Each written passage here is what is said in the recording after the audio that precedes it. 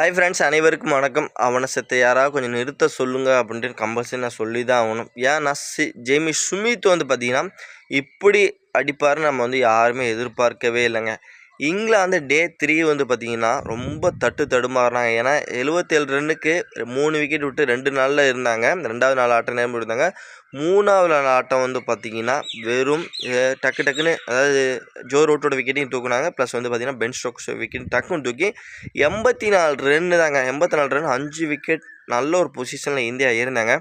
அதுக்கப்புறம் வந்த ஸ்மித் வந்து பார்த்திங்கன்னா இந்தியாவோட ஆட்டத்தையே மாற்றினார். இங்கிலாந்தோட ஆட்டத்தையும் அப்படியே டோட்டலாக மாற்றிட்டார். ஓவராலாக பார்த்திங்கன்னா அடி வேறு லெவலுங்க. ரூட்டும் ஸ்மித்தும் சேர்ந்து பார்ட்னர்ஷிப்பு 300க்கு மேலே கூச்சாங்க.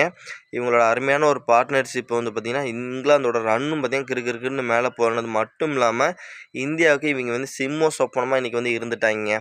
அது மட்டும் இல்லாமல் ப்ளஸ் வந்து ஆகாஷ்தீப்பை வந்து மட்டும் ஹாரி ப்ரூக் விக்கெட்டை எடுக்கலன்னு வச்சுங்க, இந்தியா இன்றைக்கி வந்து டோட்டலாகவே முடிச்சு விட்ருப்பாங்கன்னே நம்ம வந்து சொல்லணும். ப்ளஸ் வந்து ஆகாஷ்தீப் ஹாரி ப்ரூக் விக்கெட் எடுத்ததுக்கப்புறம் பார்த்திங்கன்னா இங்கிலாந்து அப்படியே கண்ட்ரோல் பண்ணாங்க. ஜிம்மி ஸ்மித் ஓரமாக நின்றுப்பா, நாங்கள் ஆப்போசிட்டில் இருக்க பேட்டர் எல்லாம் தட்டி தூக்குறோம் அப்படின்ட்டு சிராஜும் ஆகாஷ்தீப்பும் வந்து இவங்க எல்லாத்தையும் தட்டி தூக்குனாங்க. 407 ரன்னுக்கு ஆல் அவுட் பண்ணிட்டாங்க.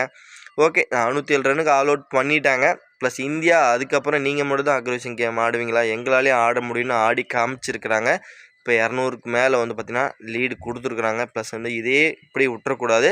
மினிமம் ப்ளஸ் 200 இருக்குது, 240 இருக்கா, ப்ளஸ் இன்னொரு 250 அடித்து 500க்கு மேலே லீடு கொடுத்து இந்த மேட்ச் இந்தியா ஜெயிக்கணும் ஃப்ரெண்ட்ஸ்.